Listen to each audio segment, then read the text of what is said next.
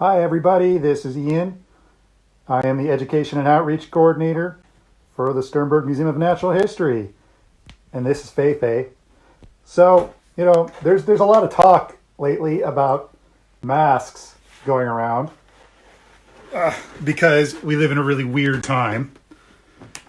And that's kind of what got me thinking about what I'm going to talk about today. Because 40 years ago, next month in May, something happened that kind of changed my life. I grew up in Washington State, in eastern Washington, in a place called Spokane. Shout out to any of my friends that are watching from Spokane. Hey, how's it going? But there are some similarities between what's happening now with some of the levels of anxiety and people sort of cooped up in their houses and people wearing masks. So that's kind of why I started with a mask on today. But what happened about 40 years ago was a very, very different natural event. So instead of a pandemic where we're dealing with a virus, the Pacific Northwest was sort of struck with a different kind of natural disaster. And that was a volcano, a very violent and sort of sudden, unpredictable nature of the eruption. We didn't know much about volcanic eruptions, I think, prior to 1980, at least not stateside like that. So we learned a lot from it. But it's funny because I was thinking, gosh, the last time I experienced the kinds of feelings that I'm experiencing with my family now was way back in 1980. So that would have put me at 7 years old. I was in first grade. And, it's strange because I'm much older now, clearly, 40 years older. And I have a child of my own. And while things are quite different in regards to the length of time that we're dealing with, there are a lot of similar things regarding people trying to find protective wear or PPEs or whatever they're called. People trying to decide what is going to happen, people trying to predict how things are going to play out. So I actually had a really cool setup in mind where I was going to join Facebook Live through a Zoom meeting format, but I couldn't figure out how the technology works. So I guess I need to go back to school on that. So we're gonna stick with my duct tape and chewing gum method here of using another screen for the slideshow that I put together. But this is sort of where I'm going to start. Let me flip this over. And what I've got here is this is a picture of Mount St. Helens before the 1980 eruption. So that's how we all imagined Mount St. Helens. So Mount St. Helens is part of the Cascade Mountain Range, which runs up and down western Washington. And St. Helens is located actually in southwestern Washington, just north of Vancouver, Washington. So I didn't live incredibly close to the volcano myself. I lived about, I would say, 200 miles away, if not more. I probably should have checked that before I started recording. So this is where we started out prior to the spring of 1980. That's very typical of the Cascade Range, lots of evergreens, beautiful lakes, and then the volcano erupted. Now, when it first started erupting, it was blowing smoke like a normal volcano. It was starting to heat up. There were mudslides happening called lahars, but this is the time before the internet. So while I remember as a kid hearing little snippets on the news about the volcano erupting and sort of being curious about it, it really wasn't, certainly not anything on the forefronts of our minds, especially me as a kid, but even my parents didn't seem very worried about it. It was something that was across, on the other side of the state. So it was just sort of a curiosity more than anything. And then the big day happened. So you can kind of see this is a before and after. So what ended up happening is pressure ended up building up on the crater of the mountain, and ended up actually blowing the entire eastern face off of the mountain itself. And you can see it's been reduced by like a third. So that's sort of how dramatic it was. And what this resulted in is what we call a pyroclastic flow, and Faye says hi, which blew, I don't know, tons and tons of sediment and volcanic ash eastward across Washington state, and subsequently over most of North America, and eventually I think the clouds circled around the earth. I'm not going to get too much into the nuts and bolts of how the volcano worked and how the eruption happened, because this is much more of a perspective thing for me. So I'm going to talk a little bit about what my memories were of that.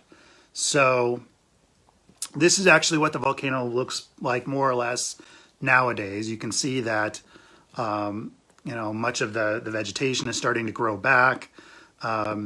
If you go back and look at sort of the horseshoe here, you can't see it very well in this picture, but there were thousands and thousands and thousands of trees. This was all forest, and they were just laid down like matchsticks. So it just gives you an idea of the power of that eruption and the subsequent pyroclastic flow.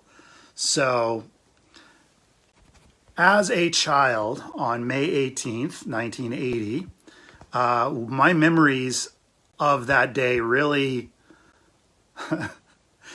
sort of begin with this image. I was, like I said, I was about 7 or so, in just finishing up my first grade year in elementary school. And I was playing, it was a beautiful, sunny, warm day. And I remember playing out in our front yard while my dad was working on landscaping or something. My dad was always sort of doing something around the yard or on the house. So that was sort of a typical weekend. At the time, my mother was a real estate agent, and she was that afternoon showing an open house. And as the afternoon came along, I would say about 2 o'clock in the afternoon, we noticed this big cloud sort of forming on the horizon and coming at us from the west. And I remember my dad shouting over to the neighbor, who was also working in his yard, "Gosh, that looks like a crazy storm that we're in for." And the neighbor kind of looks at him and says, "Well, gosh, didn't you hear? The volcano blew." And I just remember a lot of frantic activity after that. My grandmother, bless her heart, was visiting from Michigan. And at that point, she had to have been in her upper 70s, maybe mid 70s, 75 maybe. And she'd never experienced anything like this. So my dad jumped in the car, left me with my grandmother, and he went to go get my mother, who was, like I said, showing a open house that weekend. And so I remember sort of sitting there watching this cloud come, and it just kept getting darker and darker and darker. And so this would have been probably about this time, would have been about, I lived in Spokane, Washington, so about 200 or 300 miles east of the volcano. So the volcano erupted that morning, and it took until the afternoon to hit us. So, like I said, as the cloud came in, it got darker and darker and darker and thicker and thicker and thicker until eventually stuff started to fall from the sky.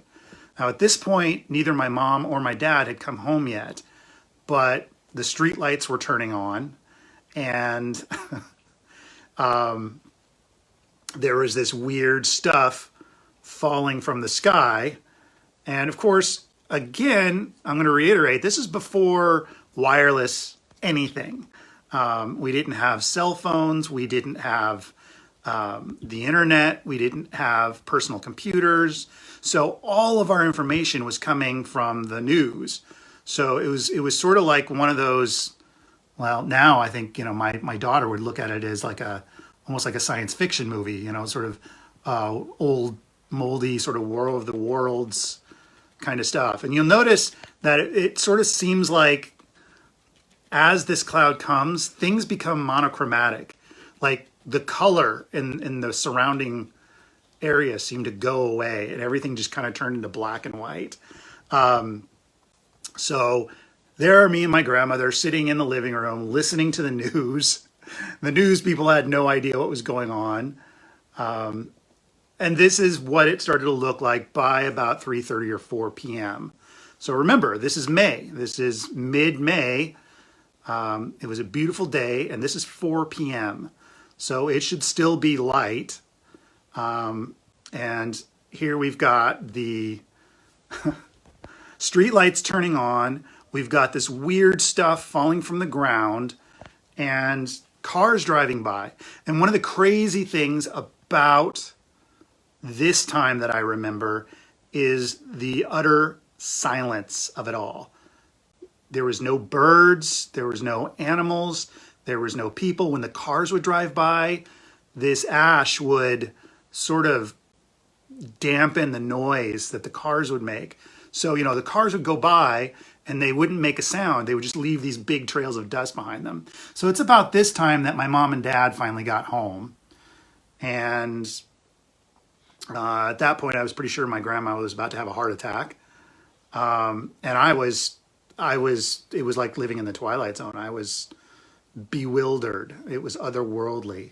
And at this point, the guys on the news, the gals on the news, the reporters were saying, it might be a good idea to take some damp towels and roll them up and put them under the lip of your exterior door. So if there's volcanic poisonous gas, it doesn't make you sick and kill you. So, that was scary because nobody knew what was in this ash.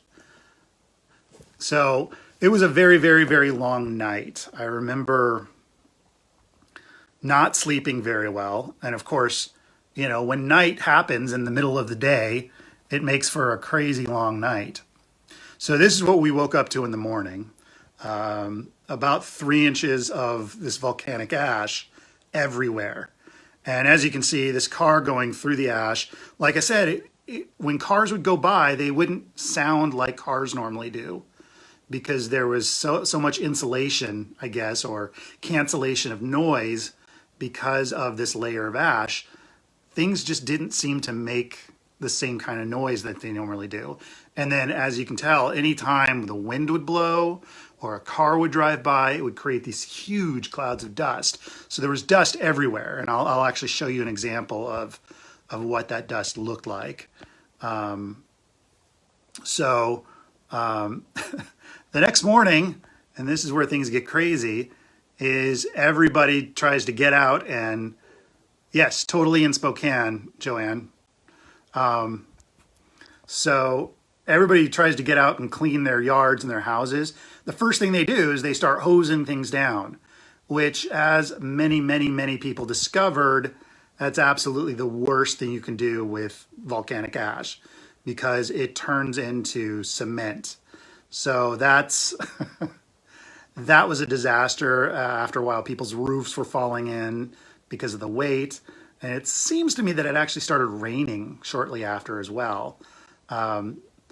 Subsequently, I actually was really interested in volcanic weather when I started college. So I learned a lot about post fact, many, many years later, about what was happening while we were observing all of this.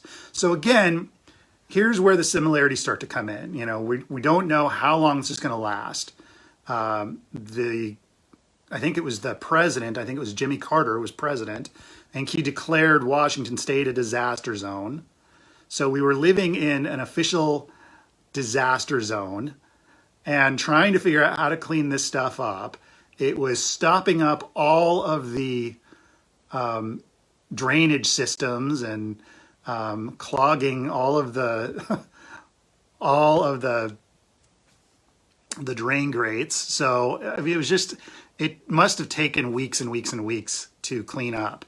As a kid, I adapted pretty quick, but the first 2 weeks were pretty strange.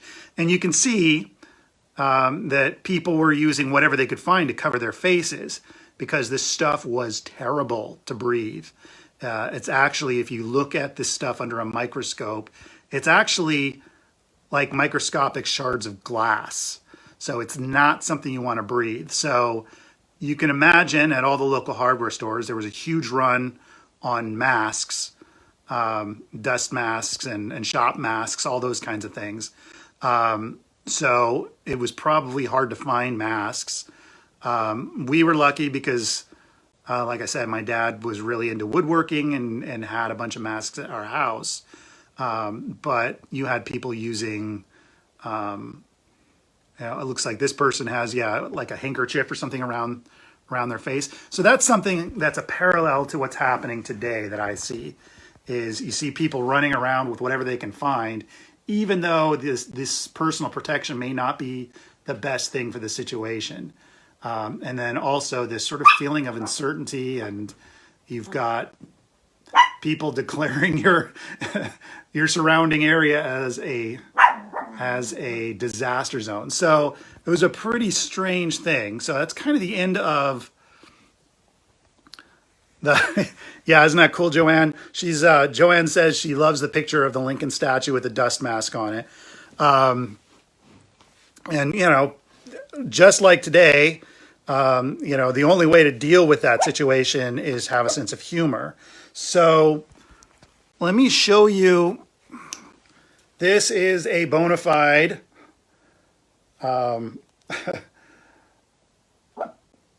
peanut butter jar from Adam's Peanut Butter from, I think, Safeway or Rose Hours or somewhere in Spokane, Washington. Anyways, I hated this peanut butter. This was the grossest peanut butter ever. It was that weird oily stuff. Anyways, I sidetracked myself. So this is what that ash looked like. It's gray, it's fine. Here, let me see if I can do this without making a huge mess. All right, so there we go. This is what the stuff looks like. And as you can see, it's very fine. It doesn't take much to stir it up, but that's what was all over the place. This is what we're breathing. And if you can imagine, I still have a mask phobia because I was a 7-year-old little boy who had to wear a mask to go to school. And you can imagine what the inside of that mask must have looked like by the end of the day. It was gross. And so even now, when I have to wear like a dust mask when I'm doing shop work or something, it grosses me out. It's one of those weird sort of lasting impressions. So just to give you an idea, I mean, the stuff gets everywhere. And like I said, this is basically glass. This is silicate, very, very fine silicate. So it's not something you want to breathe, and I probably shouldn't have it on my hands. So I'm going to have to wash my hands before I eat or rub my eyes or anything. So that's what the ash looked like where we were at in Eastern Washington. Now, what's interesting is I found in the museum collection, in the teaching collection, a vial of volcanic ash that was collected closer to the actual mountain. And if you notice, This stuff is a lot more coarse. You can actually see bits of glass in it. There's a lot more noticeable. I think it's probably silica in there. There's some of that sort of black. What is it called? The black stuff, the black shiny stuff. So this stuff is coarser. Is a coarser material. And if you think about how particles settle out, even in air, which is a fluid, the heavier stuff settles out first. So it makes sense that the closer to the volcano you get, the coarser the particulates or the ash from the volcano ends up becoming. So Gareth says, I can only imagine how huge of a mess that stuff was. Must have made when it was inches to feet thick all over everything. Yeah, it was nuts. And again, I'm working with the memories of a child. So, like everything, we made the best we could of it. So one of the awesome uses for a 7-year-old kid was like I said, the county and cities discouraged running your, hoses, to wash your driveways off, because what would happen is this sort of slurry would go down to the drains and then clog all the drains. So what people ended up doing is at the end of their driveways, and imagine every driveway in a neighborhood for blocks and blocks and blocks, they would have sort of these two big piles of ash that were sort of on either side of the driveway. Every single house had that. And like I said, over the days and weeks, it would rain, and that stuff literally cemented together. Well, what myself and the other kids in the neighborhood discovered was those made incredible bike jumps. So you could go down the entire neighborhood on every block, and at every driveway you would hit two of these volcanic ash bike jump things. And I'm not sure that the older people in our neighborhood appreciated us doing what we were doing, but hey, it was fun. But yes, the stuff, as far as I know, there is still volcanic ash swirling around most of eastern Washington, certainly. Anytime the wind blows on the Palouse, which is sort of the farmland area of central and eastern Washington, a good gust of wind will blow that dust into the air. So anytime we have heavy winds, that stuff is still all over the place. And, if you go hiking, the cool thing about eastern Washington and sort of central and eastern Washington in general is there's a lot of basalt rock, which is, again, basalt flows are volcanic rock, but they're not. That's just much more of a slow, sort of heavy, dense flow. It's not like a violent volcanic explosion like Mount St. Helens was, but there's tons and tons and tons of basalt rock everywhere. So if you go hiking around eastern Washington, you get all these columnar basalts. And if you look closely, you can see, I don't know, about a ½ inch of volcanic ash that's just cemented to each surface of these block-like basalt rocks in the area. So it is everywhere, even still 40 years on. One more thing I wanted to share is my mom and dad actually chartered, let's see, the reflections are really bad in this room. They actually chartered I think it was a helicopter or a plane flight over the crater. I think my mom was watching. Hey, Mom, how many weeks after the eruption was this? Clearly, the volcano is still smoking. So this would have been weeks to months after the May eruption in 1980. But my mom took this photo. And this photo actually has been on the wall of my office now for nearly 10 years. So that's a personal thing that my parents got to do. I don't know why I didn't get to go. I can't remember what was going on. So anybody have any questions about this? I see there's a decent amount of people watching.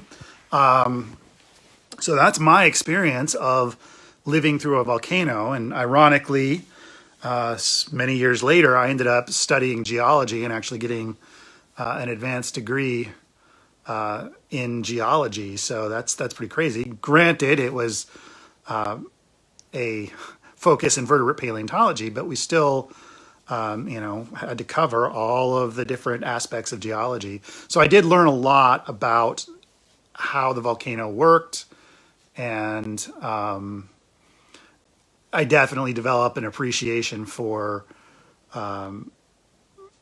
how Earth dynamics works. And of course, being a 7-year-old kid living through that in real time, I suddenly became very, very aware that the Earth is its own dynamic system, or made up of many dynamic systems, and it is not an inanimate thing. So, that kind of got me started, I guess, on my journey towards where I would end up being. Ironically, Dr. Reese Barrick, who is my boss, he is the director of the Sternberg Museum. You've all met him before. He actually did an internship at Mount St. Helens in 1986, I think he was doing sampling of stuff out there. So that was really cool to hear about that. And then I just read some comments left by Dr. Thomason, who is our emeritus botany curator at the Sternberg. And he said he was at Harry Truman's lodge in 1969 collecting plant specimens that is actually in our herbarium now.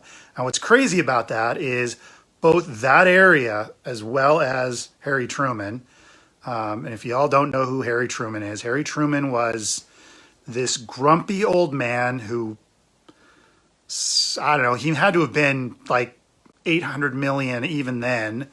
And he was the most stubborn human being apparently on the mountain, and absolutely refused to leave his lodge. And when the volcano went, his lodge and the surrounding Spirit Lake area was basically dumped on by hundreds of feet of sediment and ash. So that's crazy that we actually have specimens that were collected that represent an area that is no longer accessible. So Dr. Thomason, if you're watching, that is way cool, and I totally want to see those specimens someday, because I think it'd just be cool to see something that came from Harry's lodge. So I have a question from Gareth asking, does Mount Rainier have any low-level volcanic activity today? Well, honestly, I don't know if it's having significant activity. I do know that there is a potential for volcanic activity in most of the Cascade Range, though it is mostly dormant right now. There's always a potential, and the big concern for areas like Tacoma and sort of that inland sound area is not necessarily the eruption itself, but the warming of snow and glacial material that would then cause these violent mudslides called lahars that would actually infill basins where places like Tacoma are. So if you live in that area, it's always good to be aware of your surroundings. That's one of the crazy things about learning geology is, like, whenever I buy a house, when I've gone house shopping, I'm always aware if it's in a floodplain. I want to know what kind of underlying sediments the house is built on. I mean, if it's, built on sand or sandy loam or something that is laying on top of slick shale, not good. That's a recipe for mudslides. So, it's always good to sort of be aware of the surroundings. And, it's not as if an eruption is, 100% imminent and everybody's going to die, but it's always good to know what the possibilities are and have a plan. When you live near any sort of volcano or earthquake prone area, you know, it's always good to have a plan and know what to do in case of a short notice evacuation. Because that's actually one of the things that saved lives in the 1980 eruption is there was a huge effort to evacuate most everybody there out of there. There were a few people that lost their lives. Harry S. Truman was one of them. There was a geologist that was observing the mountain from a few miles away. He was lost. And I think there were a few people that got caught in mudslides and ashfall that didn't make it. So, a few people, there were a few casualties, but everybody who lived in the area had been evacuated out. So the loss of life was minimal. So that's a very, very good question, Gareth. And hopefully that wasn't too long-winded. So are there any other questions that I can answer about what it was like during that time that maybe I didn't think to talk about, or just questions in general about the geology of the area and what causes it? Oh, well, my mom says over the past week, 3 small earthquakes were recorded at Mount Rainier, consistent with normal activity. So, like I said, the Earth is always on the move. So even though, earthquakes occur, Yellowstone has earthquakes all the time. Yellowstone has swelling and sinking. There's magma movement all under that area. So it's also important to know what is normal and what is not normal, because every 2 years or so, I see a news report, especially regarding Yellowstone, that, oh my God, the area above Yellowstone has risen 2.3 centimeters. Oh my God, and that's normal. That's what happens in that area. So, it's important to rein yourself in, and, you want to be aware, but you don't want to panic. So it's always good to know what is and isn't normal. And there are all sorts of good resources out there. USGS is a great resource. The people there are very helpful, and heck, I walked into the USGS office in Spokane, and they were nice enough to print off a bunch of wall-size maps for me to go check out the geology of the area last time I was visiting there. So that's a good source. All right, well, wow, that's cool, Heather. Her dad just bought a lava rock from Washington and Oregon a few weeks ago. Yeah, rocks are pretty cool. And it's crazy how you take a certain kind of rock like basalt for granted, and then you end up somewhere like in Kansas where there is no basalt rock at all. I really kind of miss those formations, and I miss the mountains, but at the same time, I'm fascinated with the geology out here too, so I never get bored. All right, well, if there are no more questions, I'm going to wrap up my afternoon live feed. Tomorrow I'll be back. I'm going to start the history of the Sternbergs and try to unravel who these people were and why they're so important to science in general, but paleontological science specifically. So I'll talk about that tomorrow afternoon, and we will...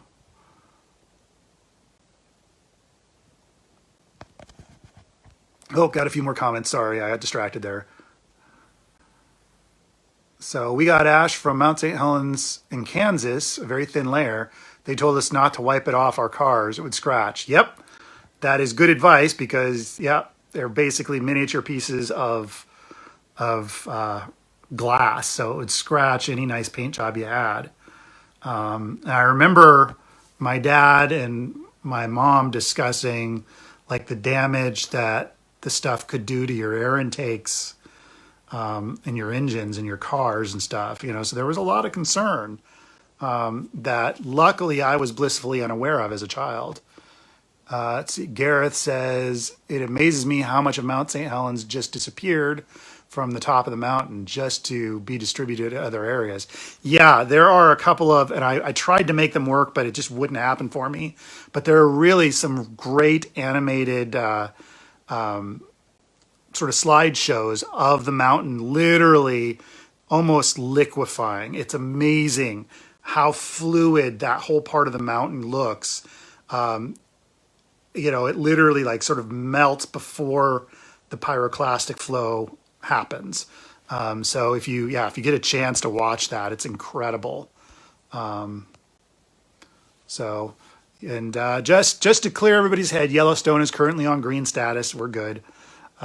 So anyways, I'm going to wrap it up and I will see you guys tomorrow. As always, please share and like our live feeds, even if you happen to see them when they're not live. It's important for us to know that people know that we're still doing stuff within and without the museum.